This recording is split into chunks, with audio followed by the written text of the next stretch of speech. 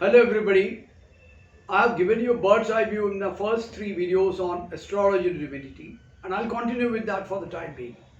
This is a continuous process where we will be adding to each other's constant growth with each other in the coming times. And it is very important to get the basic correct. And basic is astrology is our aid, is our to give us strength, not to weaken us. Like God. God cannot be our weakness, which it has become. Religions of the world have become lifeless mockeries. These are words of Swami Vivekananda.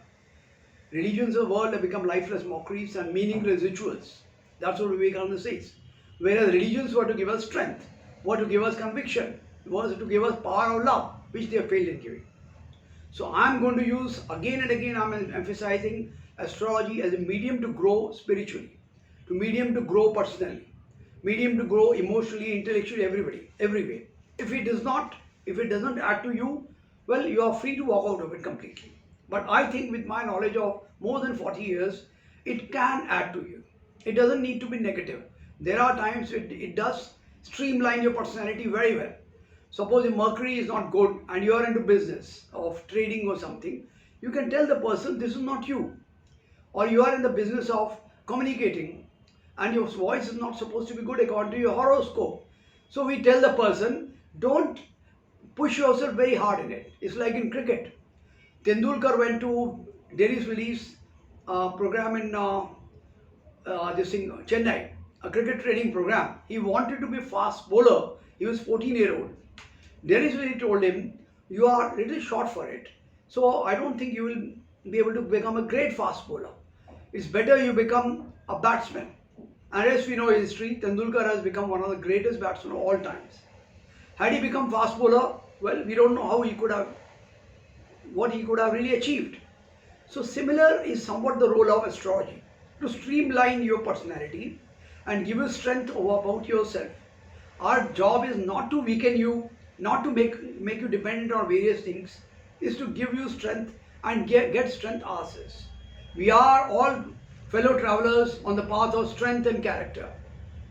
If we have strength and character, we contribute a lot, not only to ourselves, even to people around us. That's what my role and purpose of astrology and my even life is. I want to do that. Yes, we have weak moments, we have weaknesses, but I'm ready to battle out and be strong, and so do I want all of you to be.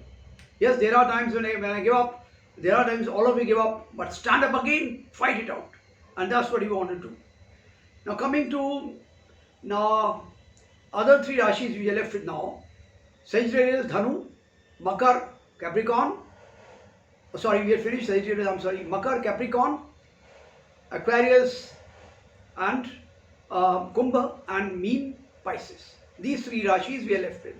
Coming to Makar. Saturn is in your first house. If your basic horoscope is strong and good, this Saturn will be grinder. It will grind and come out with the best. Because Saturn by itself in Rashi is a Sarasati, but Saturn can be wonderful in your own Sarasati if your basics are strong in your horoscope. It can become slow, it can really become you can become a wonderful example of slow and steady wins the race. You could actually become a powerful tortoise, so to speak. And fourth Mars, yes, it does give some kind of conflicts here and there, but it can also give you some kind of mental strength to fight your battles. And Jupiter in 12th, lots of expenses on foreign travels or spiritual travels or on children's education. All three cannot be considered very bad if you can control the expenses very well. Then we come to Rahu and Ketu. Rahu will be in 5th, Ketu will be in 11th. Ketu in 11th is benefits and gains from nowhere. Ketu is considered headless planet in our astrology. Although it's not a planet, but it has effect of headlessness, headless Mars or something like that. So it will give sudden gains to some places which you don't expect really. And Rahu in 5th can give secret conflicts with children, or maybe it's very good with children, but you have to stay away from each other sometime.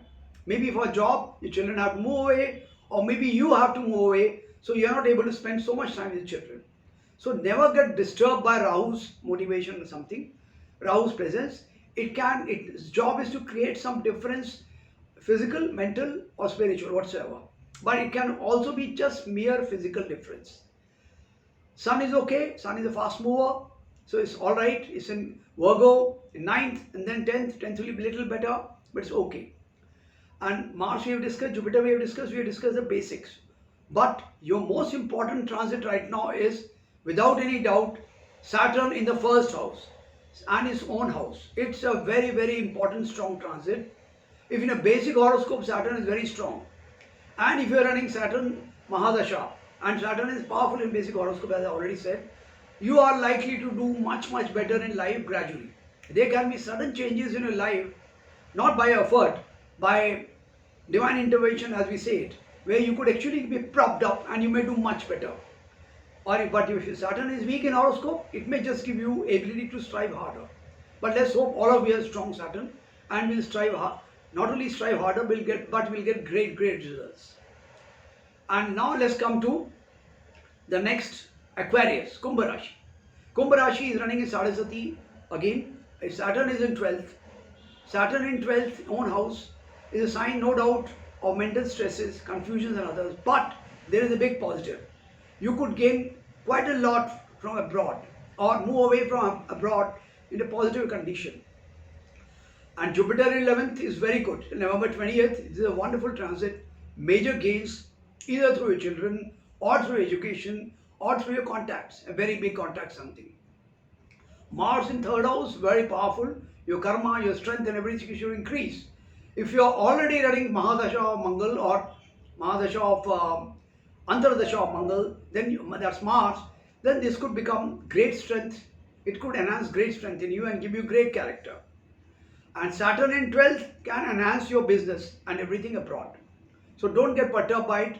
Saturn can be wonderful giver even in 12th. But it does make you deal with abroad or away from home. But interesting part is Rahu in 4th and Ketu in 10th. Rahu in 4th, well, it's a sign that you will be some kind of restlessness will set in your personality. And this could be either because of mother's health or because you want to move away from home or some job or something comes up away from home and you have to work hard mentally within you, how to cope up with it, and it may take some time to settle down there. And Ketu in 10th will give you some kind of conviction and courage to do your things strongly.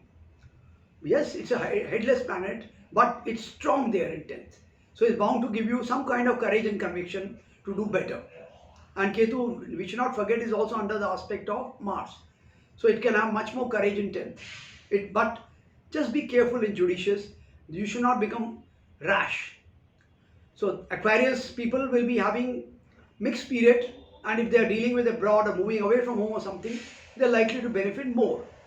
Because it does destroy some kind of peace of mind, but it doesn't mean peace of mind in a negative way. It means some kind of movement away from home is very, very likely. And mother's health could be a cause, mother or some motherly person in your life could be a cause of concern. Now let's come to Meen Rashi. Meen Rashi has Saturn in 11th, the best position which anybody can have right now. Saturn in 11th, a very big gain. Jupiter in 10th, and very good, no doubt. Mars in 2nd, and then it will come in 1st, back on 4th October. It will transit back to 1st house. And Rahu and Ketu are Rahu 3rd, Ketu 9th from 23rd September.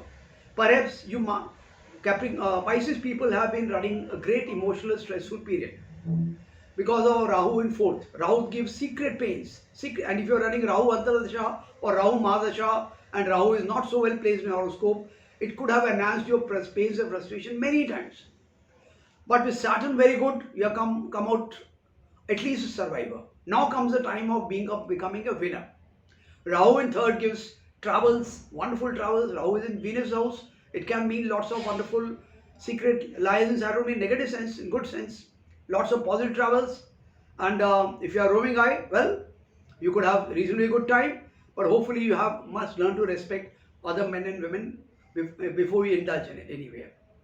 And Ketu in 9th, some elderly person or fatherly person could have some tough time who is in your life. That's fine, and I'm sure it will be okay. Then we come to Saturn in 11th is a wonderful position. You can't have a better position. Gains from abroad, because Rahu also in 3rd. Major gains, major positives. Next 2 years, if you have basic horoscope, if your basic horoscope has powerful position of Saturn, you could be a big gainer. You could have the situation which are already lost by you, and it seems that you are nowhere. And if you have powerful Saturn horoscope and say your Karak, you might win back the things which look like will never be winning. You are going to win for that matter in Pisces. But be careful from 4th October till 18th December. You have Mars in your first transit on your Rashi. Mars can give you explosive temper, explosive anger or something. Learn to channelize Mars very well. Now let's come to Jupiter in 10th. Jupiter in 10th is works on your career and home. You will might not be very happy with where you're staying or something. It may give you much more pleasant home. It may give you much better career because 10th Lord in 10th can give you great career, particularly linked with teaching, educating people, or interacting with people for the ideas, or in business or something, somebody who's a strategist or planner, but in a positive way. So we have talked about all the 12 Rashis in our, but we are given basically a bird's eye view, but it's very important. I am emphasizing again and again, your basic horoscope matters a lot. If you are basically a mango seed, you can only give better mangoes. If you are basically a orange seeds, orange, then you will have better oranges or worse orange, whatever it is. If you are basically apple, you will actually grow as better apple or something. If you are basically neem or karela, you can grow up more in that something. Realize your potential, realize your powers, and deliver much better in your life, and be your own power and strength. And later we will discuss what is the way to handle the weaknesses in the horoscopes. Don't get perturbed by funnier things, funny astrological concepts. Most important concept to handle negatives in astrology is know the basics of planets, know your strengths and assets. We'll keep discussing that again and again. And that's going to be our motivation to help you identify your strengths, help you identify your powers, and be stronger and much better. So success and love to all of you. My very best wishes to all of you. And we'll continue interacting on these issues again and again. And remember, I'm not only a person who is teaching, I'll also be learning quite a lot with you. It's a constant process of growing, and we have to grow together and be much more worthy and much better. All the best. Love to you all again.